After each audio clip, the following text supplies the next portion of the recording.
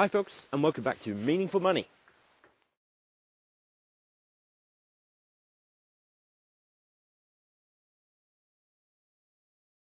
Here I am, back in St Loy Woods. I haven't been here for a little while. Freezing November afternoon, so wrapped up warm again. See the cows frolicking behind me? Up on the horizon there, how very rural.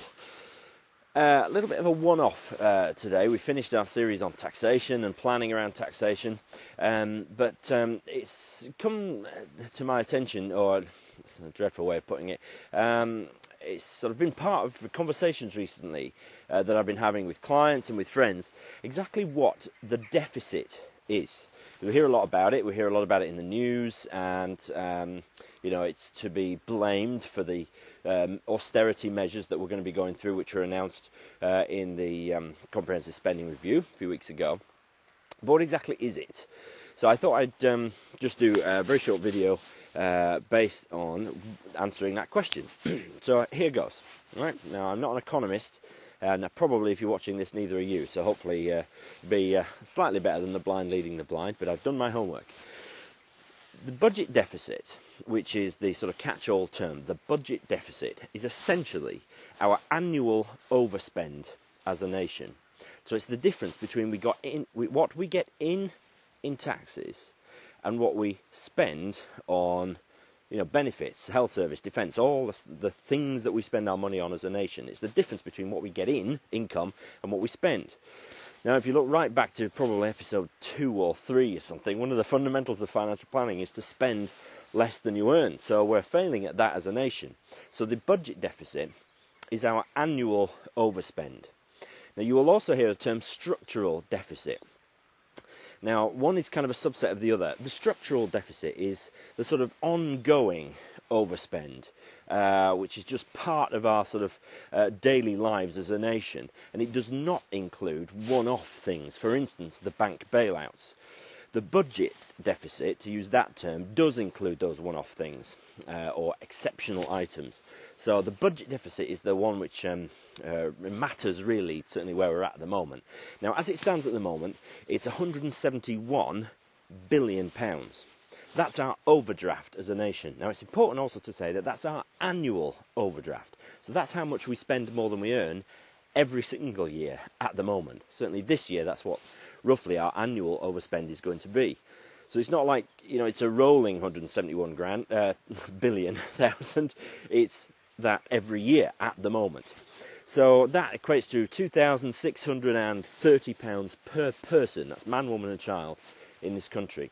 And as a percentage of what's called our GDP, which is gross domestic product, and that's the value of everything we make, everything we produce, and every service we sell as a country, our debt is 11% of our GDP. It's a massive, massive number. Just for reference, back in 1976, I think it was, we went bust effectively as a nation when our budget deficit was only 6% of our GDP. Now it's 11%. So, we're in trouble. We know that. So the numbers are immense. That's the budget deficit. It's the annual overspend. So the measures announced in the Comprehensive Spending Review and in the budget before that are designed to reduce our overspend. But that will need, obviously, to happen over time.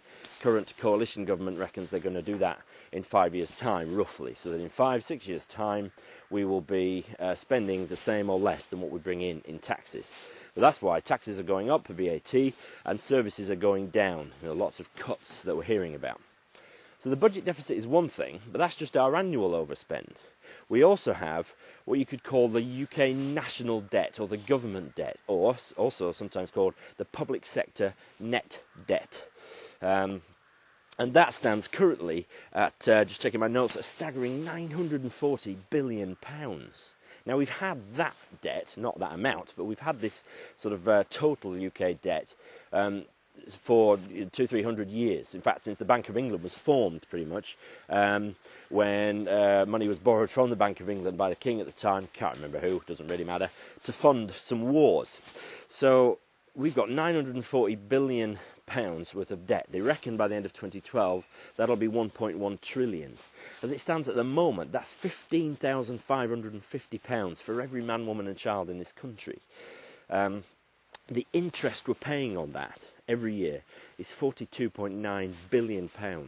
Now that's more than we spend on defence every year. It's a little bit less than we spend on education every year. So the numbers are enormous. 42.9 billion just in interest. That's not paying any of it off.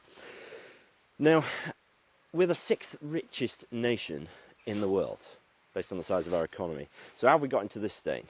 Well, we've simply spent more than we've earned. It really is that simple, and we've done it sort of over time and for over a very long time.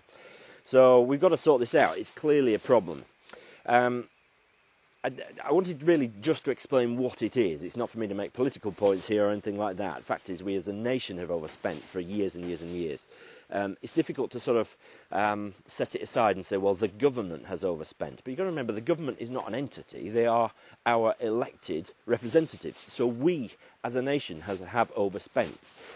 So that's what the budget deficit is. That's our annual overspend, our annual overdraft, if you like. And then there's the total UK debt, which is our ongoing massive debt burden. One useful website you might like to take a look at if you're, fancy giving yourself nightmares, is debtbombshell.com. Very good explanation of what the different terms mean and how we've got into this mess and what it means for us going forward. So that's the budget deficit. Hope that's helpful. Next, we're going to look at the importance of making a will, how that works, and how to do it. So thanks for watching, and from St Loy Woods, I'll see you next time.